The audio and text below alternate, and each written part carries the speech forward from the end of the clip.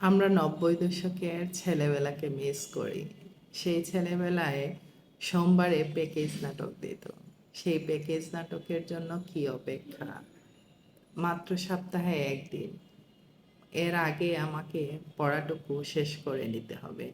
৮:৩০ পৌনে ৯টার দিকে শুরু হবে প্যাকেজ নাটক। তারপর সোমবার গেল। তারপর মঙ্গলবারে সিরিয়ালের নাটক দিত। তারপর বৃহস্পতিবারে ছায়াছন্দ দিত। তারপর শুক্রবারের জন্য অপেক্ষা সেই ছায়াছবি দেখার জন্য। বাংলা সিনেমা দেখব বলে শাবানার সেই সেলাইয়ের মেশিনের শব্দটা এখনো কানে লাগে। জসিম আলমগীর, জসিমের সেই এখনো ফাইটিংয়ের মুভিগুলো এখনো মনে পড়ে। তারপর আস্তে আস্তে সালমান শাহের ভক্ত হয়ে গেলাম। সেই সালমান শাহ হঠাৎ করে কোথায় হারিয়ে গেল।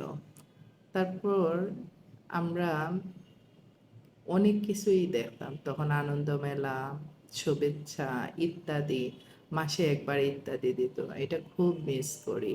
কে কার আগে গিয়ে বসবে সামনে, সেটা সেটা আরেকটা বিষয়। তারপর আস্ত বাড়ি জুড়ে একটা হয়তো টেলিভিশন আছে, সেই টেলিভিশনটাও সবার ঘরে সাদা কালো, অনেকের ঘরে রঙিন, কিন্তু সবার ঘরেই সাদা কালো।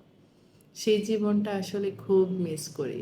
অথচ এখন ঘরের ভিতরে রঙিন টেলিভিশন থাকার পরেও টেলিভিশনে কি চলতেছে দেখার সময়টুকুও নেই।